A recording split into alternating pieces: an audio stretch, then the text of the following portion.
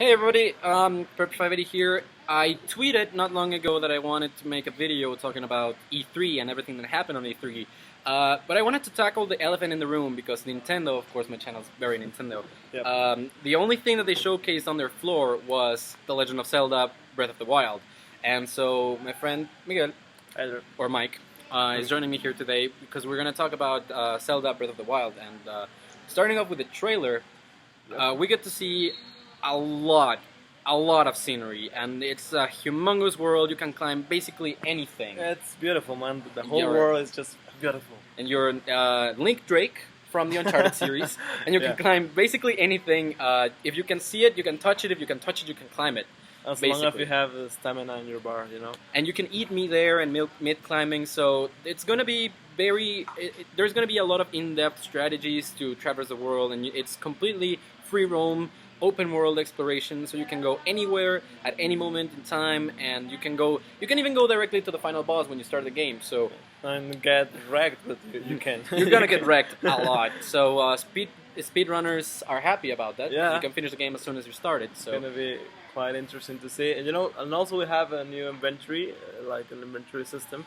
yes. And you can collect stuff, and you have like an actual places and slots to see your inventory. Yes, and that's very interesting because you can now equip different pieces of clothing, armor, and it's different pieces of clothing for the upper half of the body and for the lower part of the body. Yep. You have a lot of different weapons. You can use swords, you can use spears, you can use pitchforks, you can use clubs, Yep. you can use axes even. Yeah. And there's just a ton of variety that they added to Zelda Breath of the Wild.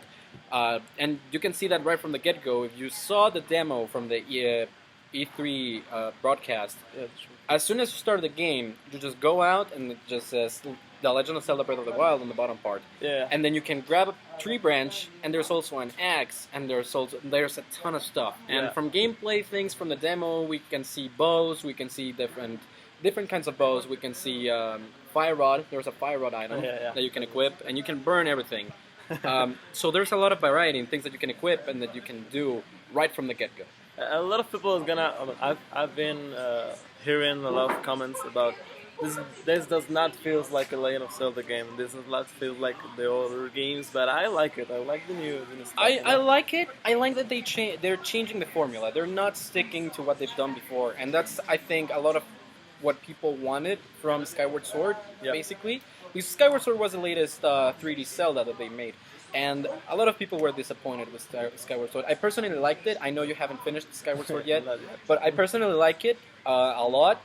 But just after the first 3 hours, the first 3 hours of the game are garbage. You don't want to play those 3 hours ever again. So if you finish the game once, you're done. You don't want to play it again because you don't want to go through that beginning section again. And so this game gets rid of that beginning section completely. There's no context, there's no story, just like the first Legend of Zelda. And you just get into the world and you start exploring, and you get a lot of things right from the get-go. So I think that's pretty interesting for a lot of people. Yeah, you just go in and go save the princess. You know, we don't even know if there's Zelda in this Zelda, game. yeah. It's very interesting because we get to hear the voice acting for the first time in the Zelda series, and this voice that wakes you up at the beginning of the game that says, "Open your eyes" a couple of times, and then "Wake up, Link.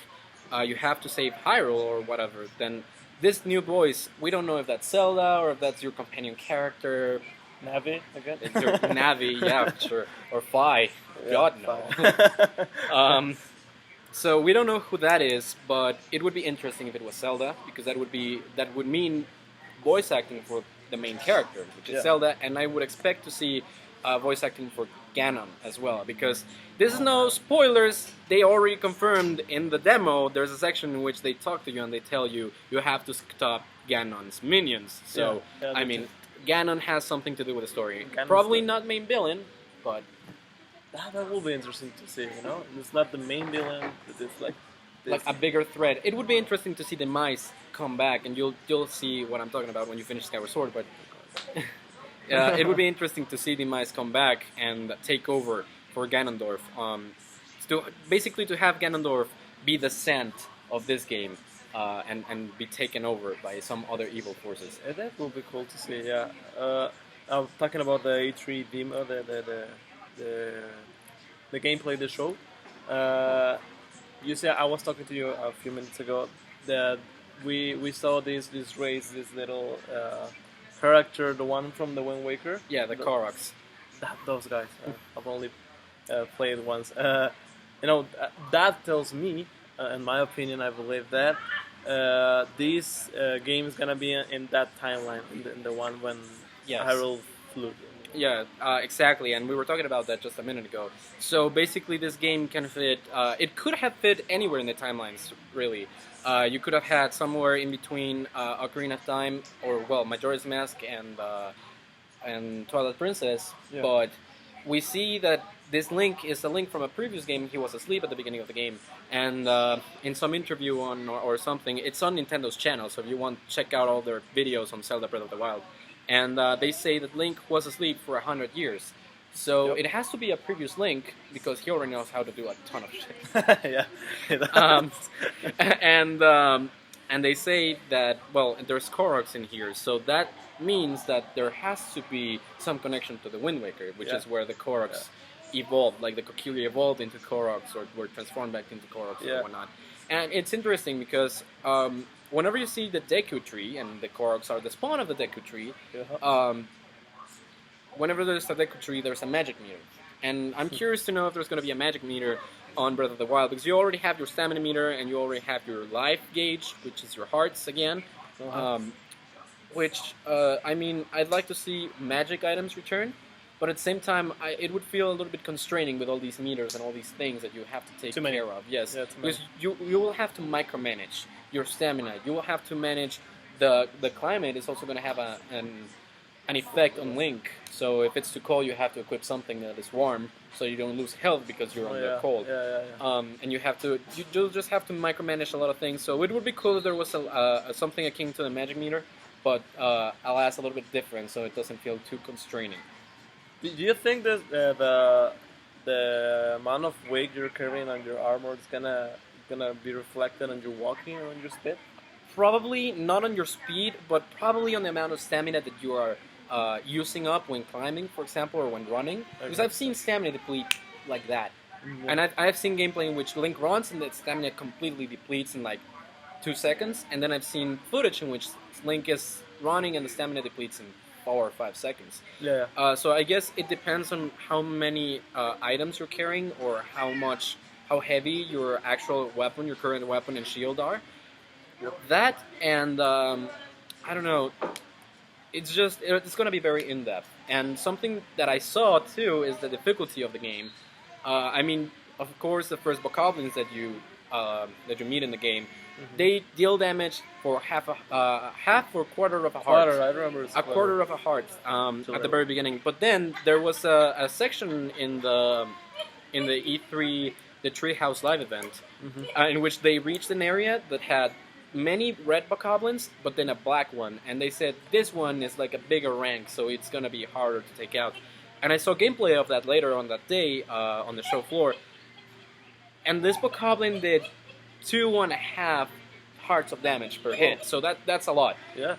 It's quite a jump. Yeah, it's quite a jump in difficulty. So, I mean, the difficulty on this game seems like it would have a very big curve, because there's also this troll enemy that you see in the trailers, the big rock creature. Yeah, that guy looks and so scary. Nintendo Minute talked about it, and it's a rock enemy that you have to climb up on top, and you have to hit it on the top of its head. Cool. But you need to manage your weapons because it's rock, so your weapons are gonna decay very, very fast.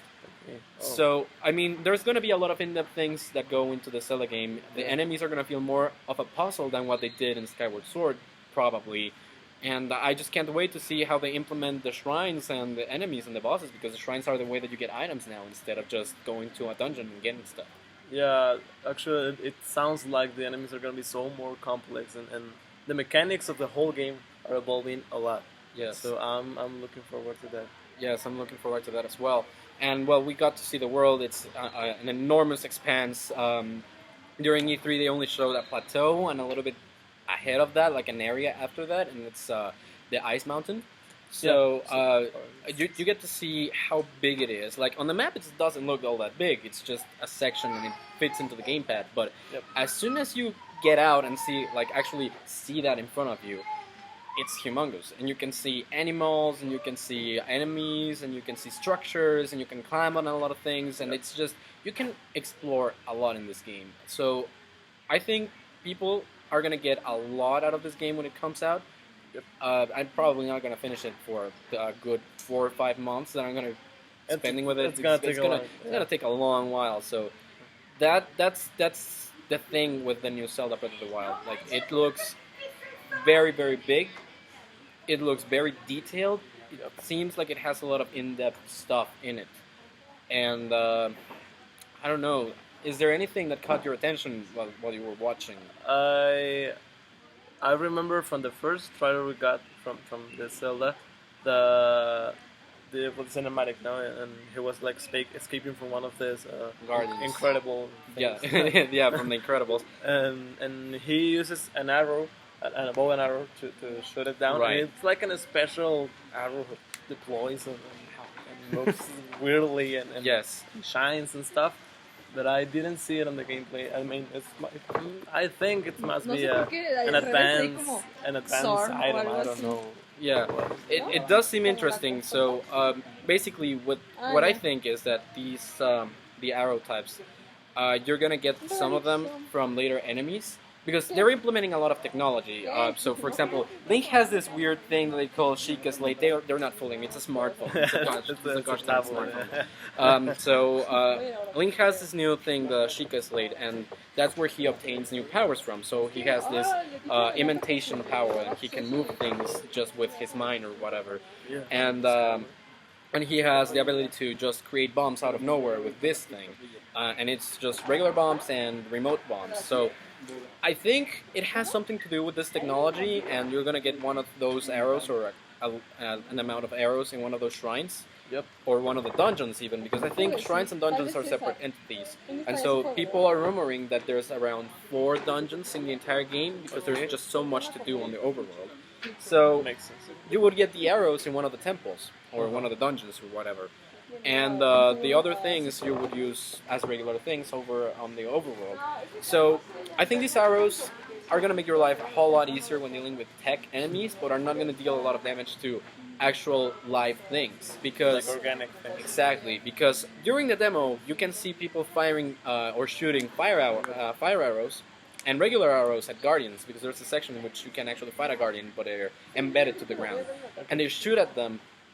And it doesn't deal a lot of damage. You would need around 20-25 arrows to defeat one guardian. So I think it's going to be something like that. Like technological things are going to deal a ton of damage to technological enemies, but not so much to biological ones. Or at the very least in that regard. Yeah, and talking about this technological entities and weapons on the game, before I saw this Karak, you said it was- Yeah, the Koroks. before I saw it on the gameplay, it seemed to me like it like a very ancient Hyrule. You know, Yes. it's so anciently technological, like primal technology, or like a flying pick of this thing. You know, It's kind of what you see on this PS4 game Horizon, in which you have basic weapons. You're kind of like a cave person, caveman, and you're defeating technological dinosaurs. yeah. So yeah, I can see where you're coming from. Yeah, so I thought, well, maybe this game is gonna be after Skyward Sword, like when they explore When they the sword establish all everything. on the ground and down the clouds, and it's before the rest of the games, you know. But the car gave me the idea that it's gonna be Probably around in Wind Waker. Yeah. So basically, now we have just 2 probable spots on the timeline, which is after Skyward Sword, because it does look like a humongous expanse of land. Yeah. And you can see Death Mountain on one side, and you can see there's a lot of plains around the plateau where you start the game.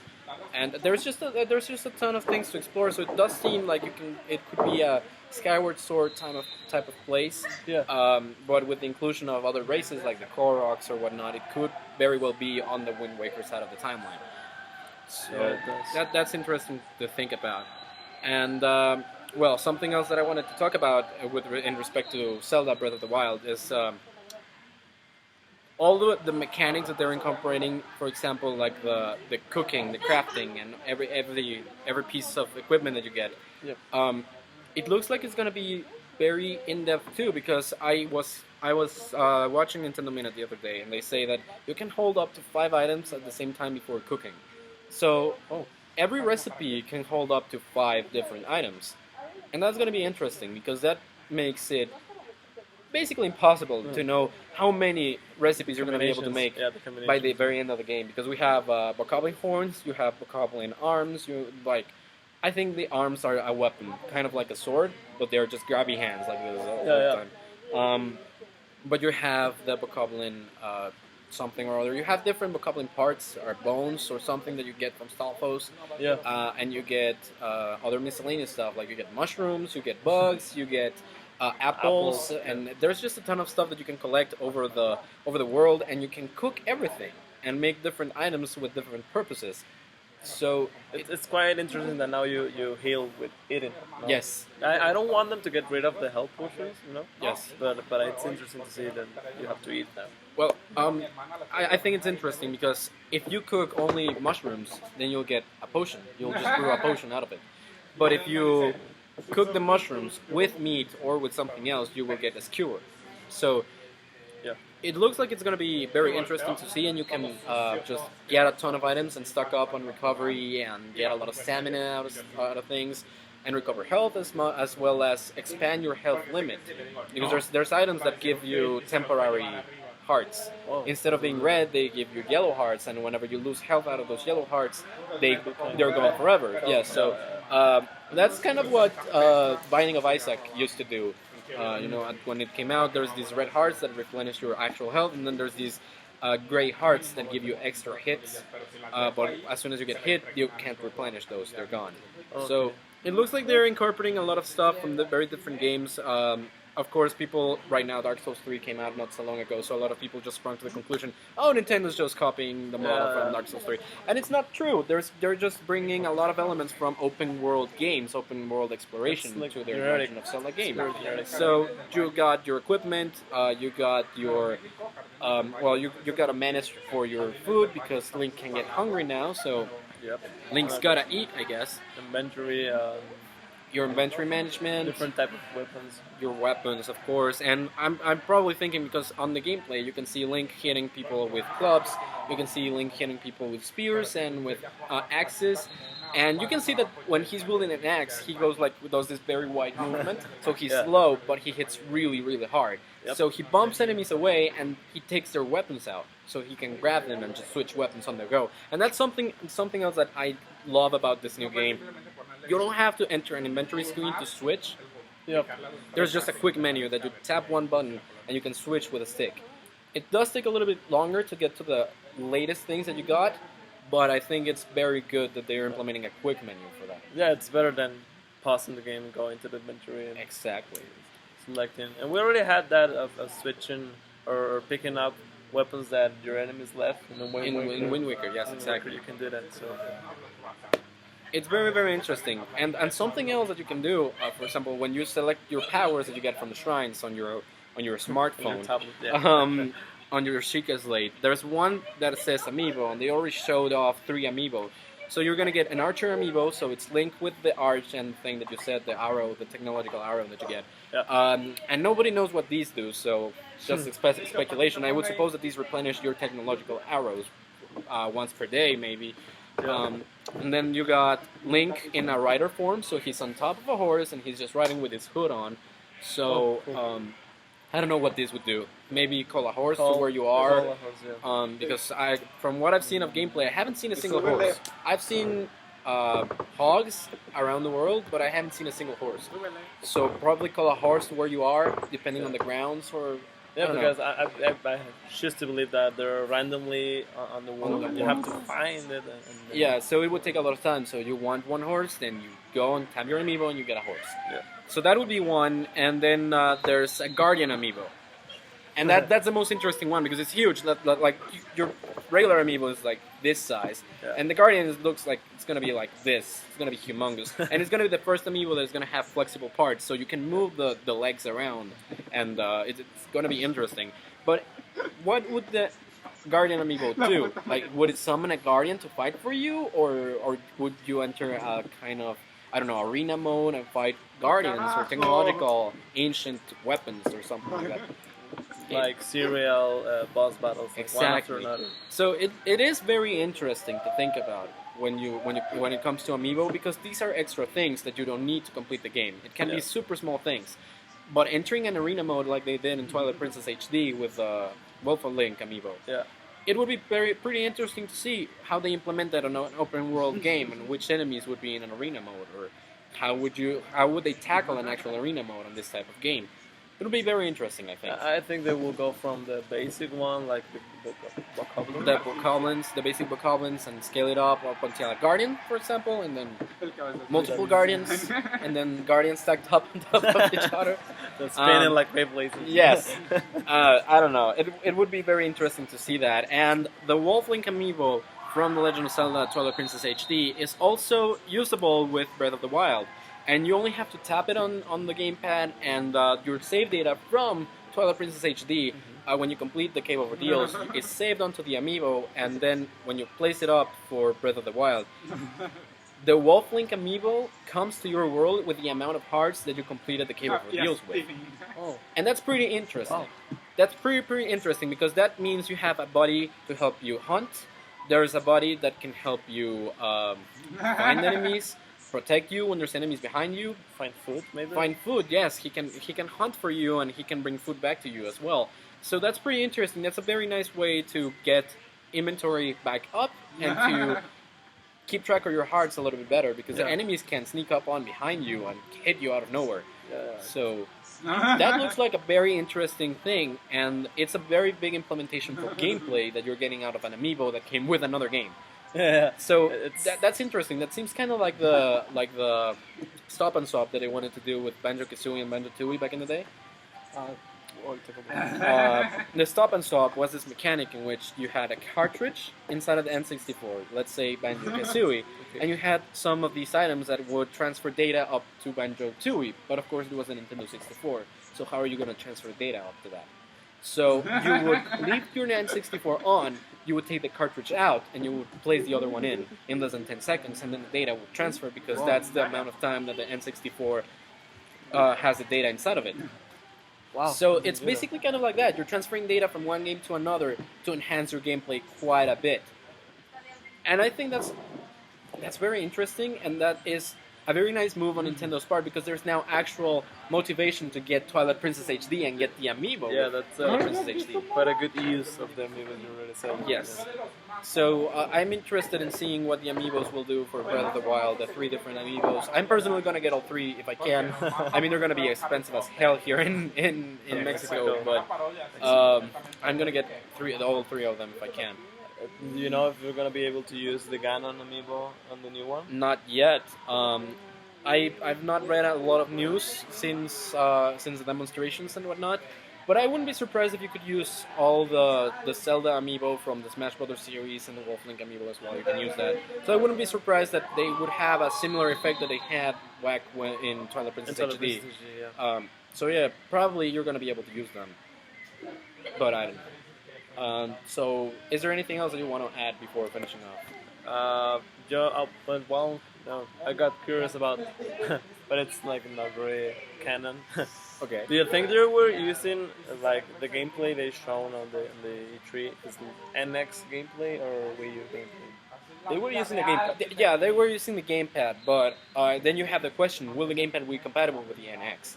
And to be 100% honest, I think they're using Wii U footage because they haven't announced the NX yet. And people are asking Nintendo about the NX, and it was actually shown during one of their... if you don't know, check out... Pro Jared was with Nintendo Minute, and Pro Jared actually asked about the release date, and then the hosts for the Nintendo Minutes were like, oh, next year. But we already know, because the last investors meeting said that it would release on March 2017, and that they would release their new software, or their new hardware rather, on 2017, March. So it does make sense that they are showing Wii U footage right now, because they haven't announced the NX yet.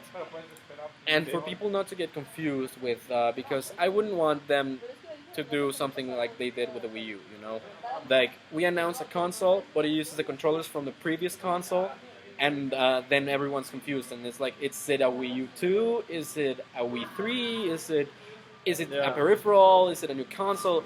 And then I think they don't want to confuse customers again because they screwed up a lot in the past. So I don't think they want to confuse customers again, and I think they're showing Wii U footage. And if that's the case, then you would have your NX footage looking more beautiful and upscaled. So Maybe. I really like it. I mean, I really It looks loved very it. beautiful Yeah. already, Yeah, yeah. right? So I don't know. I think it is Wii U gameplay, and I think we're gonna get word about the NX because they said they didn't have plans to announce it before GDC 2017, which is in February, and then Yeah. that doesn't make any sense. So they didn't announce it this E3, and if they want to launch it in March, they have to announce it somewhere in October, November, so that people can get hype Yeah. Because and buy it in February to March. yeah. Yeah, because there's not enough time, and it's March, so it's not the holiday season. A lot of people are gonna buy a console at that Yeah. time. So, yeah, I think they're gonna have to announce it October, November this year. And if not, they're not gonna announce it up until E3 next year, and it's gonna release up until November next year. And that would be shameful because if they plan to release Zelda Breath of the Wild on both Until- consoles, it would have to be delayed up until November next year. We don't want that. We don't want that. We already have had this game delayed thrice on us, so definitely do not want that.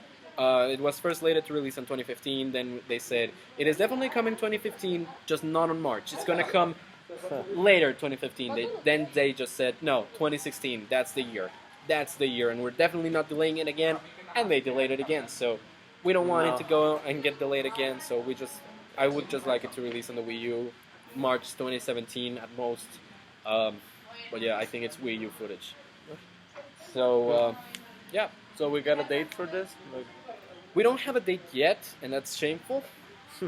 Bad on you, Nintendo. But I just think it's gonna be March 2017. If they're gonna release the NX on that on those dates, then it's gotta be March 2017. yeah, it's gonna be with the next. Yeah. Yeah. So that's it. I think for everything that we have to cover in Zelda Breath of the Wild. I have nothing less to say. So yeah, I'm pretty excited for the game. I'm gonna wait for it to come out. I'm gonna buy the Amiibo. I'm gonna be streaming more than probably when it comes out. If I'm here, I'm gonna be streaming. So I'm gonna try. I'm gonna try to stream it. Go ahead. And yeah, so thank you guys so very much for watching and hearing us talk about Zelda Breath of the Wild for half an hour. So thank you very much for watching. And we'll see you later to discuss some more about E3, or probably I'll just see you later to discuss more about E3 in some other videos. So thank you very much, and we'll see you later. Bye-bye. Bye.